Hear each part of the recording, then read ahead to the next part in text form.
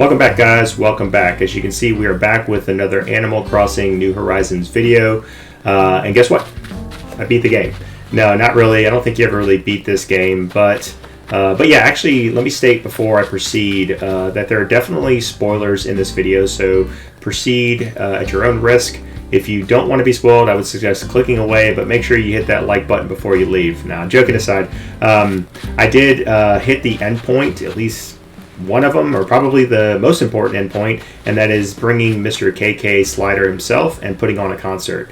So that happened, which is great, and the credits rolled. So I thought it'd be a great opportunity for me to take a little bit of a pause and create a video like this. So no matter if you're at the beginning of the game, just starting out, mid-game, nearing the end game, or even in the end game, share some tips and tricks along the way that I wish I would have known to hopefully help you guys out. So the first tip is it's kind of all in one here, but it's like, don't overthink things. The thing there is just to not overthink. I mean, look at all this stuff I have all over the place. I would not pay much attention to any of that at all, even though I have a hamster who's been out here. He took a little bit of a pause there, running for like 2 weeks straight out here in the elements.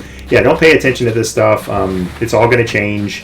And also, even the location of your house or tent when you first start, don't overthink it, because you can change all that stuff later, and no matter what, you unlock so many things, and no matter what, you're going to continue to come up with new ideas, and you're going to constantly keep changing things around, and that will impede the progression of the game, at least early on. So that's why I say don't worry about it. So I have a script over here, not really a script, but like a checklist that I'm going to be kind of referring to, so just want to make sure I don't miss anything as well. So that's the first thing, just don't overthink things. And the other thing too, especially early in the game, kind of mid-game too, I guess, really with Mr. Tom Nook himself, talk to him often. That's throughout the whole time. But Timmy and Tommy will be more of the mid and early part of the game. So just make sure you're talking to them daily, and they will keep you straight as far as what you need to do to continue progressing in the game. So that's the next tip. Tools and crafting and things like that, they obviously each serve a purpose. But definitely... get familiar with that. You're going to want to craft, and not all of these things will be immediately available to you, like the vaulting pole and the ladder. I think the slingshot, though, I think you can get the recipe. I think that's pretty early on. But regardless, these are the tools you're going to want to craft, and or you can buy them from the Nook shop. And that is going to be the fishing rod, the flimsy net, the shovel, really all flimsy shovel, the flimsy axe, and at some point you'll be able to get the vaulting pole and the ladder, and you'll also want to get the slingshot. So they're pretty all self-explanatory as far as what they're used for. The slingshot is used to pop, you'll see like presents floating in the air with a balloon attached to them, and you obviously hit the balloon and pop the balloon with the slingshot, drops the present, and then you can open the present, and usually it yields like a DIY recipe, or maybe a clothing item or something like that. I think I actually got this, which is one of my favorite items, this "We're Open" sign from a balloon. I'm pretty sure I did. So that's the next tip there, is just get a feel for crafting and what the tools are used for, and stuff like that, just to kind of get an overall feel for the game, when you're starting out. All right, so let's move on to fruits and destroying elements, like trees and rocks and things like that. It's pretty important to know this. So your island will have a default fruit, if you will. So like mine is pears. So if you eat a pear, or any fruit for that matter, it can be anything. It can be a coconut. It can be anything. You like power up one time or something like that. And what that means is basically, let's say I wanted to pick this tree, like uproot it and replant it somewhere else. I would eat a fruit, and then I would use the shovel and dig up the whole entire tree. It would go in my inventory, and then I can place it somewhere else. So that's just a key thing to understand. You have rocks on your island. I don't recommend this, but you do have rocks, and if you eat a fruit and you take an axe or a shovel and you hit the rock, it will destroy the rock. The reason why I don't recommend that is because the rocks yield very valuable resources that you'll need later on to craft certain things. Like obviously you see stones here, but it also you can get iron, you can get clay, and if you're lucky you can get gold, which is very rare. I've gotten a few, and it's just very important. So if you destroy them, right, I think they kind of respawn at some point, but if you destroy them, then you can't get access to those things. They're not in abundance like you see trees. So that's the next thing to know about when it comes to eating fruit. So the next thing is, speaking of iron nuggets, which I just talked about, you can get from rocks. You want to start saving those pretty quickly, and just be a little selective as far as the tools that you create when you use the iron nuggets. Obviously, you can use them to create stronger tools, which last longer, right? So, like using a shovel as an example, you create a flimsy shovel with sticks, and then to craft a iron shovel, I think it's called, you have to have a flimsy shovel and then one iron nugget, and then you can combine that, craft it, and then you'll make an iron shovel. But obviously, you use an iron nugget to do that. They're just a little more rare, and as you progress in the game, you're going to need a good amount of iron nuggets to craft certain tasks or things that you need to craft to move farther in the game. So if you start using up your iron a lot, then when you kind of approach that, you're going to have to grind a little bit harder. It might even take multiple days. And I say that because you can only hit these rocks, I think it's once a day or a 24-hour period, and that's it. You have to wait for another, a certain amount of time to where you can actually access them again. And guess what? They don't always yield iron. So you might get one out of 5 things that pop out. And if you only have 4 or 5 rocks on your island, then obviously do the math there. If you need to save up 20, it's going to take you multiple days. Now you can obviously travel. We'll get to traveling in a second to other islands, and obviously they'll have rocks, and you can do it there. But that also costs Nook miles. Again, we'll talk about that here shortly. So the point is just to make sure that you're kind of hoarding them to some degree, and just not just using them all the time. Because I almost prefer, especially early in the game, just craft like 3 or 4 flimsies of the same tool type, and if it breaks, just switch to the next one. So all right, so moving on. Let's see. So let's go ahead and talk about, we were talking about traveling, so let's just go ahead and switch to that now. There are, we'll talk about bells, in-game currency, as well as Nook miles. So bells, simple in-game currency. It's how you purchase things. You can get them multiple ways. You find seashells and whatever, hermit crabs, all kinds of things on the island, fruits that you get, all that stuff, insects, fish you catch, all those things you can, like here, the shell here, you can just pick it up and go sell it. And you get bells that way. Another way you can get bells, and I think this is like once a day, you'll see like, just, comb your land a little bit, and you'll see like a glowing spot, and you can dig it up. And when you dig it up, the hole that you dig it up, that you dug, I guess, is going to be glowing as well. You can either just keep that, it's always going to be 1,000 bells. The glowing spot is always bells, and it's always going to be 1,000. You can just pocket that, or you can replant that. And what'll happen, it has to be in that same hole. It can't be in some random hole. It'll turn into a sapling. And that sapling, if you water it every day, that's another tool you need, a watering can. If you water it every day, like 3 to 5 days later, it'll be a tree, and it'll yield, just like this has 3 pairs, it'll have 3 bells, bags of bells or whatever, and each will be 1,000 because you replanted 1,000. So an important note that you can have, or I can share there, is let's say you have 15,000 bells to your name at the moment. You could actually rebury 15,000 instead of 1,000, and when it yields the bells, if you do the math, you get 45,000 bells. Last thing to point out there, though, is it only yields one time. So once the bells yield, then the tree is just a regular tree at that point. So you can get rid of it or whatever. It will not produce again. So just note that.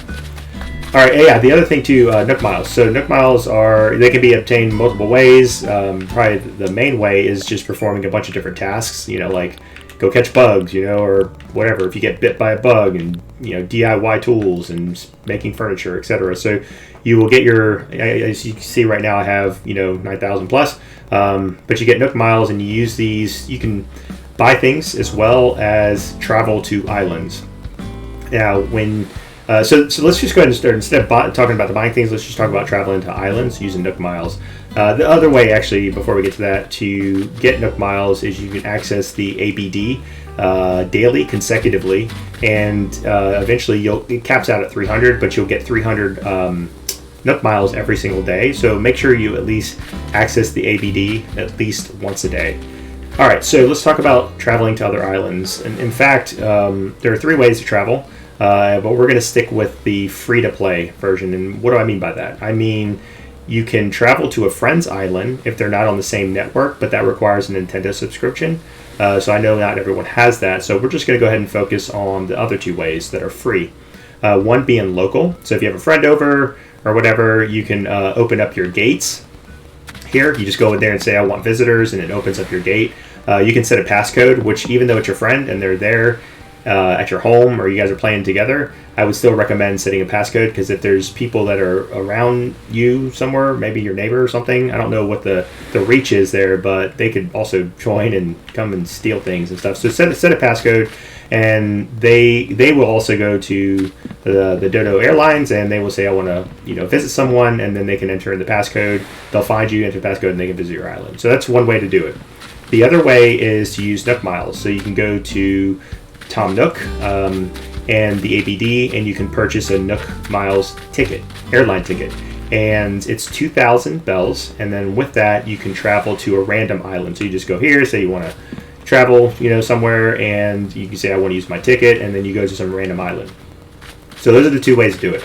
Now, the key thing about the islands, when you go visit a random island, and this is very key, most of the time, the fruits on the island are going to be the ones that are your fruits. So in my case, it's pears. So I'd say 90% of the time, it's always pears. However, there are different island types. There are bamboo island, so you'll see nothing but bamboos. There's coconut. I don't know if it's coconut island or if they're always on there. But anyways, you can get coconuts and things like that. But the thing you want to look for, and jackpot's the right word, but you'll get extremely lucky if you if you land on an island that is a different fruit than yours. Take advantage of that 100%.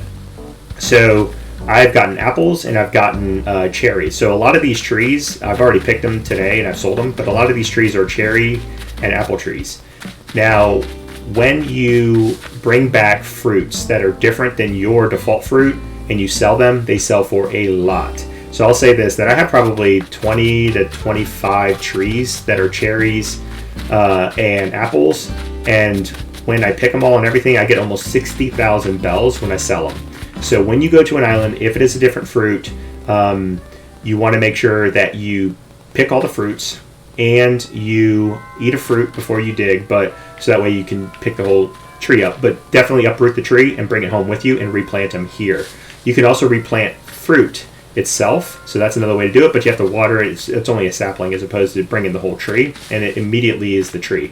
So you don't have to worry about watering and things like that. So anyways, point is, bring it back if you can. So in preparation, before you go to an island, the one thing, this is kind of another tip, upgrade your bag space. You can upgrade it 2 additional levels to get it to where it is now.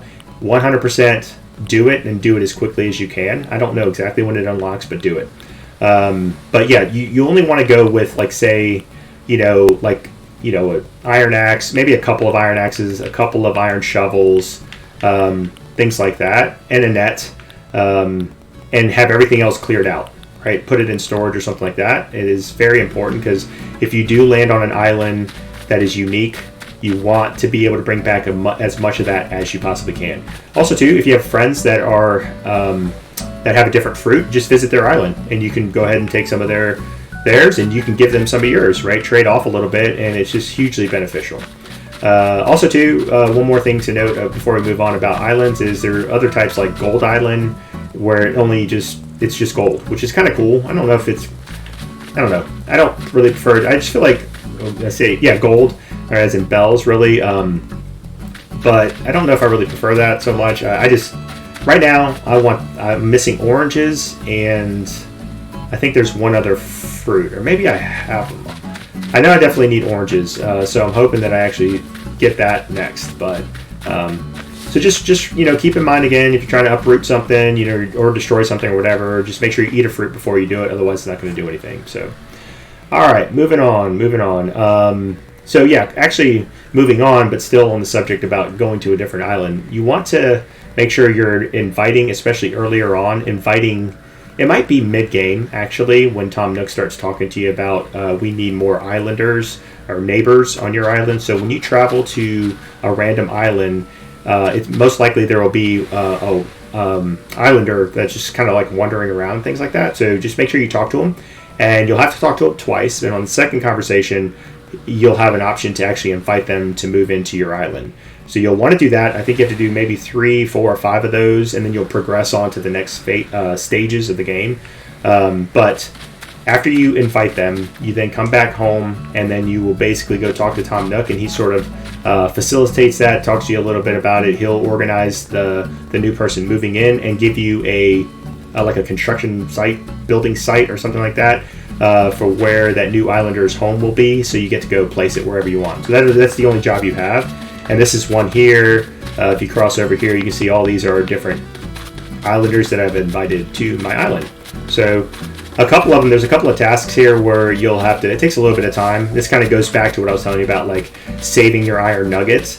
This is kind of early mid-game actually, where you'll have to place 3 plots, and then before they can actually move in, you're required to craft certain outdoor items and indoor items. It's almost like housewarming gifts, things like that. So like taking these tables, or this table and a chair for an example, I needed iron to craft those things.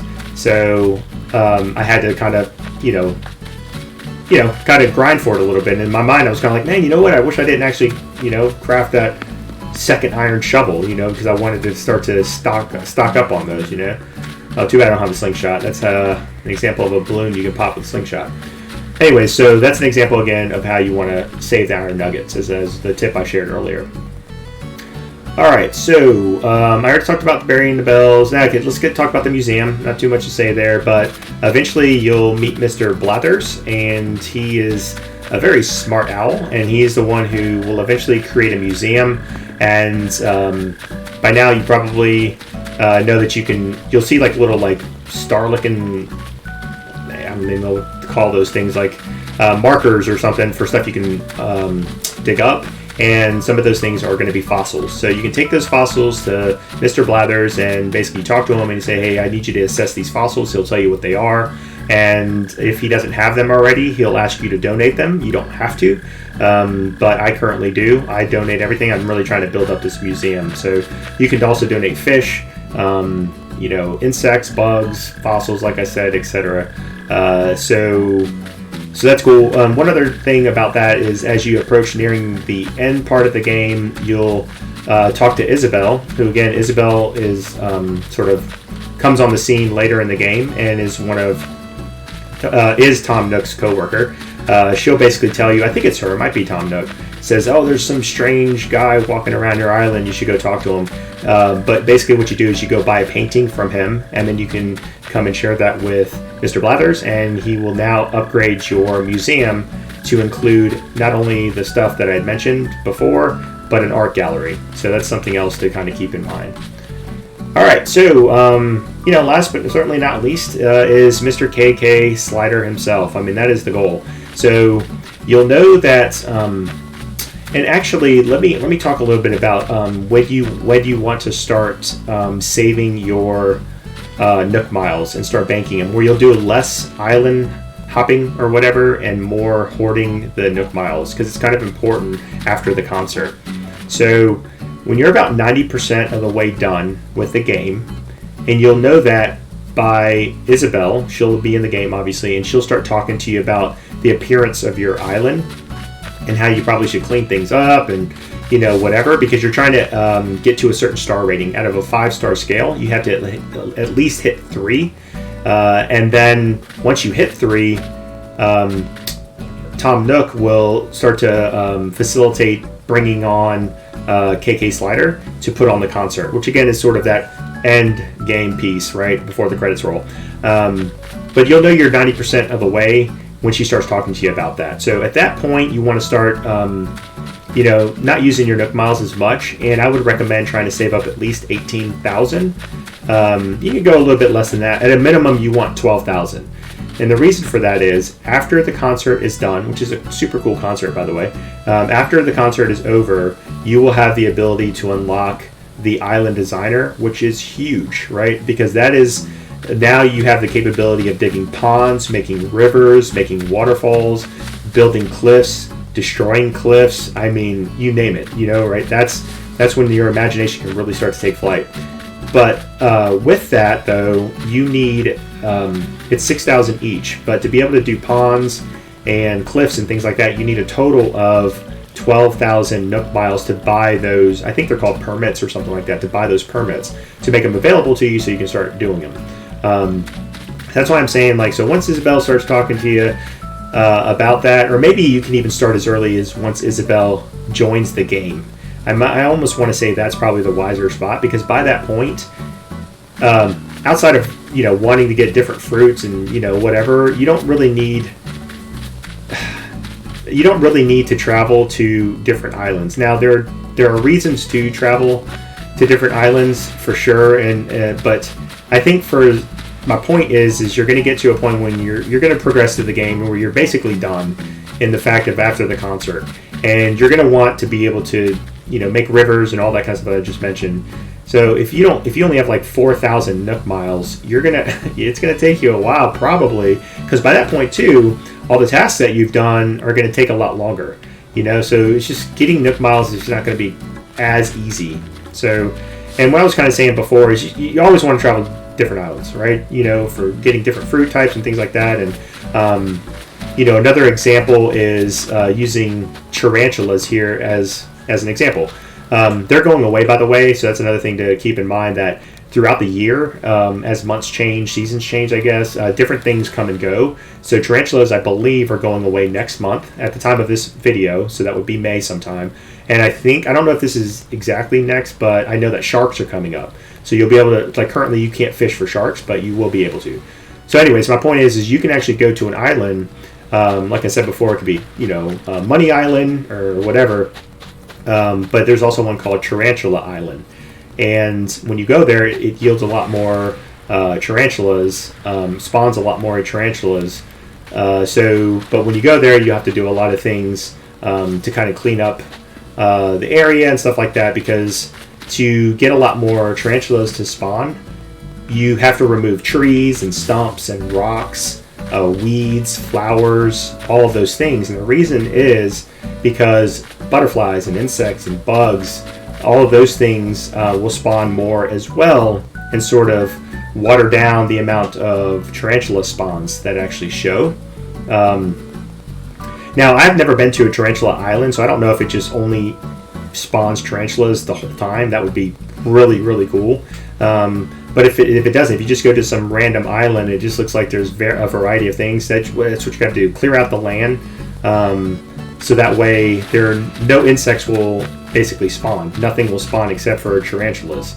And there's videos already out there on the easiest way to catch them. There are two ways.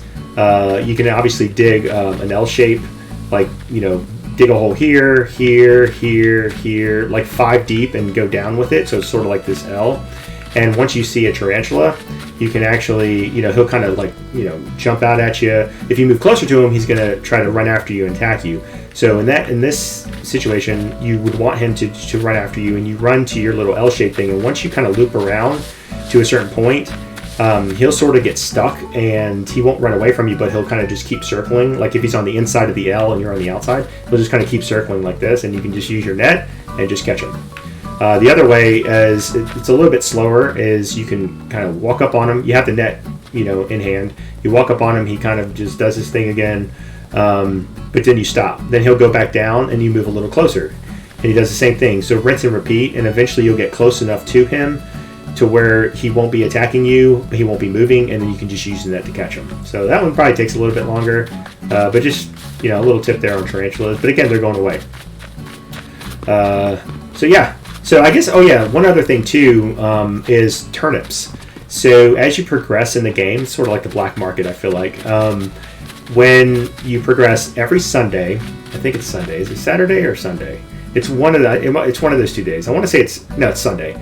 So every Sunday, there will be a new visitor, and it's the same person that sells turnips, and she'll sell them for a certain price. So like, let's say, 20 bells or something like that. So you can buy a bunch of them, and then every day except for Sunday, you can go see Timmy and Tommy, and they will have a set price for what they're buying turnips for that day. So if you bought them for 10 or 15 or 20 or whatever, and they're buying them for 100, well, again, do the math. You just made a huge profit. So that's something to kind of keep in mind as well.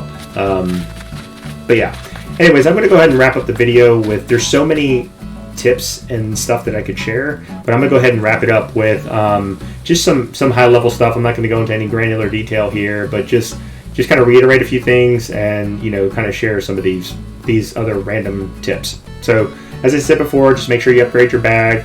Also, always comb the beaches, just, looking for shells and hermit crabs and all those kinds of things. Just an easier way to sell things and just kind of, continue to get more bells. Obviously, you want to keep working it toward paying off your house loan. That's the other tip too. Just make sure you focus. That should be one of your number one things. Just upgrade that house, pay off that loan as quickly as possible.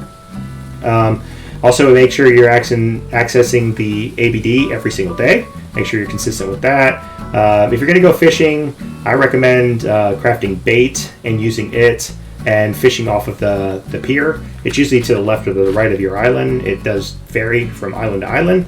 And you basically can craft bait by just digging up little, I don't know if we can see them here or not, but there'll be like this little, small little size of a pixel, kind of a geyser looking thing. And that's basically what that is it's a clam, and you just quickly dig it up and you go craft it. You have to have the recipe for it, of course, but you craft the bait. You can just go over to the side here, throw the bait in, a fish will show, and then you can just fish it. I don't know if it raises your chances of getting like a rare fish, but I've certainly gotten a lot of awesome fish, tarpon, all kinds of things by doing that.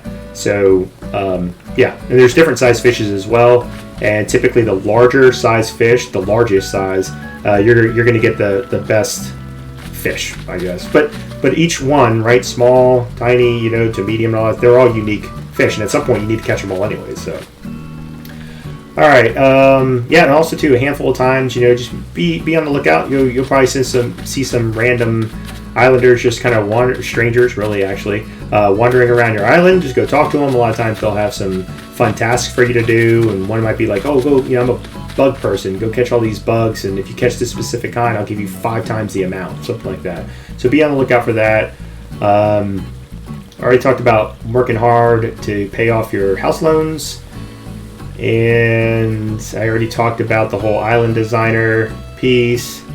I guess that's really it, guys. So like I noted before, from here on out, it's going to be a lot more. I'm always going to share progression. There's still so much left to do in this game, but I'm going to just be focused a lot on customizing now. To me, this is really where the fun begins. So a lot of these videos that I bring daily now are going to be like, hey guys, I just created, a DJ party over a waterfall, whatever.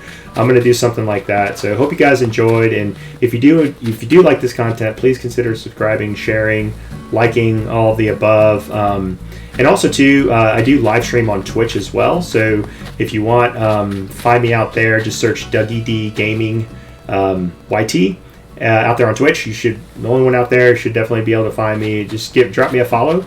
I'll include a link in the description, of course, as well. But yeah, I hope you guys enjoyed. Yeah, until the next video, which will be tomorrow. Hope you guys have a good one, and peace out.